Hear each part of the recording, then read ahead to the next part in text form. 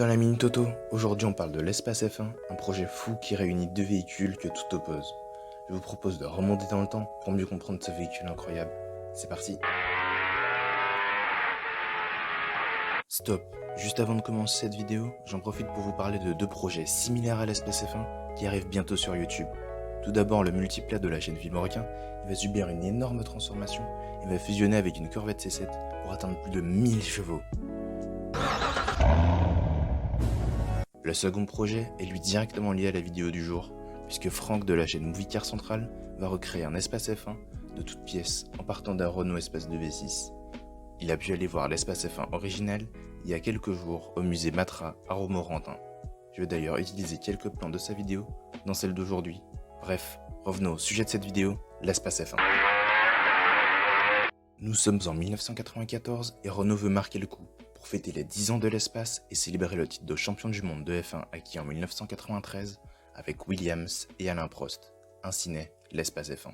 Renault nous présente son monospace bodybuildé lors du Salon de Paris 1994. L'espace reçoit un kit carrosserie imposant et un immense aileron arrière, mais Renault a poussé le concept jusqu'au bout, puisqu'à l'intérieur on retrouve un V10 de F1 développant plus de 800 chevaux. Et ce n'est pas celui d'un n'importe quel F1, puisque c'est le moteur de la Williams FW15C, championne du monde en 1993 avec Alain Prost et Damon Hill.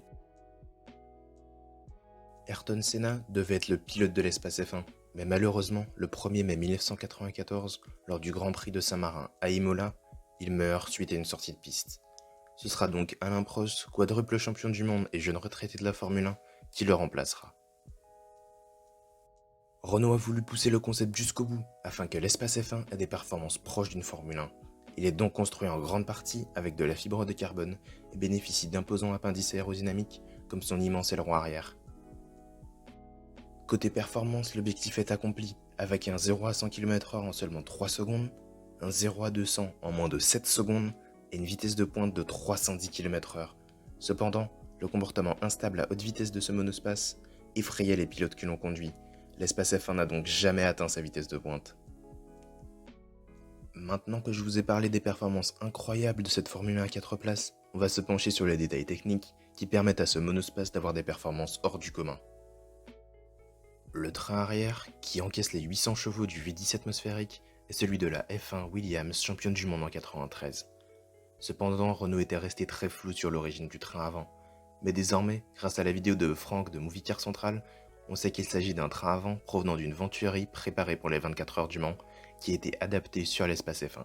Venturi était un concurrent d'Alpine dans les années 90, on comprend mieux pourquoi Renault était resté flou à ce sujet.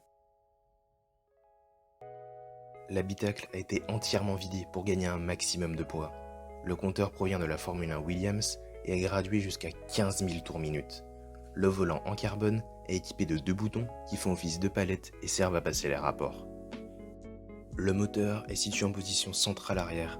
Sur les photos d'époque, on peut le voir à l'air libre, mais lors des phases de roulage, on ajoute un cache-moteur en plexiglas qui, en plus de le protéger, le refroidit grâce à une prise d'air située dans le capot avant qui achemine de l'air frais depuis la calandre jusqu'au moteur. L'immense aileron arrière plaque l'espace au sol à haute vitesse et orne le sigle de Matra qui a assemblé et conçu l'espace F1. Matra est un constructeur de voitures de sport qui a remporté 3 fois les 24 heures du Mans et qui a produit les 3 premières générations de l'espace. Sur le toit de l'espace F1, on retrouve également 2 prises d'air qui servent à refroidir les freins arrière. Il existe seulement 2 exemplaires de l'espace F1. Le premier est une maquette sans moteur qui est un Renault classique à flin et qu'on le reconnaît grâce à son pare-choc avant plein et ses jantes turbines. Le second exemplaire embarque le moteur de F1 et est stocké au musée Matra à Romorantin. On le reconnaît par ses jantes plus conventionnelles et son pare-choc avant avec les radiateurs visibles. Voilà, c'est tout pour aujourd'hui. Si la vidéo t'a plu, like, abonne-toi et partage. Je te dis à bientôt pour de nouvelles vidéos.